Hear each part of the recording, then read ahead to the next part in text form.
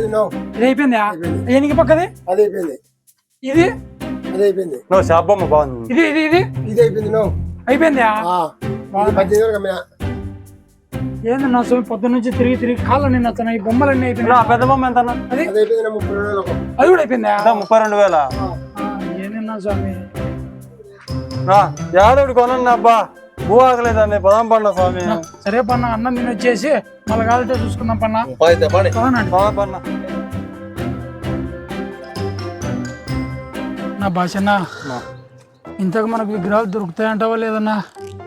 నిన్న 3 రోజులు పండగ పెట్టుకొని ఇప్పుడు విగ్రహాలు పోతే ఏడ దొరుకుతాయన్నా? నువ్వన్నా చెప్పున్నా రావేంద్ర అన్న. రే నాకు ఐడియా వచ్చిందిరా. ఏందిరా? మా చంద్రబాబుకు తొండం పెడితే ఖచ్చితంగా వినాకమైనట్టుంటాడు. ఇప్పుడు అసలు నా గురించి ఏమనుకుంటున్నారా? అవునా, ఖచ్చితంగా ఈనాకమైనట్టున్నా. తొండం వెతుకులాడుకోవాలా మనం ఊటి అంతే. 3 రోజులు కూర్చి పెట్టాలా? 3 రోజులు కూర్చుంటావు మీ బావా? మా బావను ఒప్పించే బాధ్యత నాదిరా హరి. పోన్నా ఒప్పిపోన్నా. నిజంగా ఒప్పించాడా? ఒప్పించాలి అన్నా. నువ్వెందుకు అంత అనుమానం పెట్టుకొని వచ్చాను? 3 రోజులు పండగ ఉంది, మళ్ళీ ఇబ్బంది అయిపోతుంది. 3 రోజులు ఆ మంచిని కూర్చి పెడతాను కదా, నీకెందుకు అంత బాధ? అమౌంట్ అసలు నాకేం తక్కువైంది బావా నీతో పనింది బావా. ఏం పని రా? వినాయక పండుగ కోసం విగ్రహాల కోసం ఊరం తిరిగినా బావా. విగ్రహాలు దొరకలే బావా. ఏంద్రా దొరకలే బావా. నువ్వేమన్నా 3 రోజులు కూర్చుంటావు బావా ఏమన్నా? 3 రోజులు ఏం రా? నీకోసం 9 రోజులైనా కూర్చుంటా, 11 రోజులైనా కూర్చుంటా. అవునా? లేరు రారా మా బావ ఒప్పుకున్నా లేరా రారా. చాలా థ్యాంక్ యూ ఒప్పించినందుకు. ఏం చెప్పినా ఉన్నా నాకు? 3 రోజులు కాదు, 9 రోజులు కాదు, 11 రోజులు కాదు, ఎన్ని రోజులైనా మా బావ నిన్ను ఒప్పించినా మీరు రెడీ చేసుకోండి. అవునా? Thank you. ఏయ్ ముందు నేను చెప్పినది వినండిరా. ఏం చెప్పినా? ఇప్పుడు 11 రోజులైనా కూర్చుంటా, ఇబ్బంది ఏమిలే. నేను చెప్పినట్టన్నీ తెచ్చి పెడతాను. అలా చెప్పున్నా.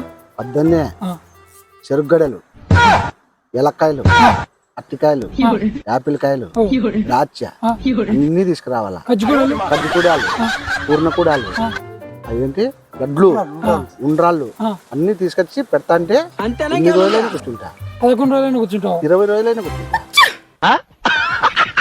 కాదున్నా, మనకు వచ్చేది 30,000 దాంట్లో ఈ మంచి నున్నగా అన్ని తింటా అంటే మనకేందన్నా మిగిలేదు? ఇంకా రే మా బావను ఒప్పించినా నాకేం సంబంధం లేదురా.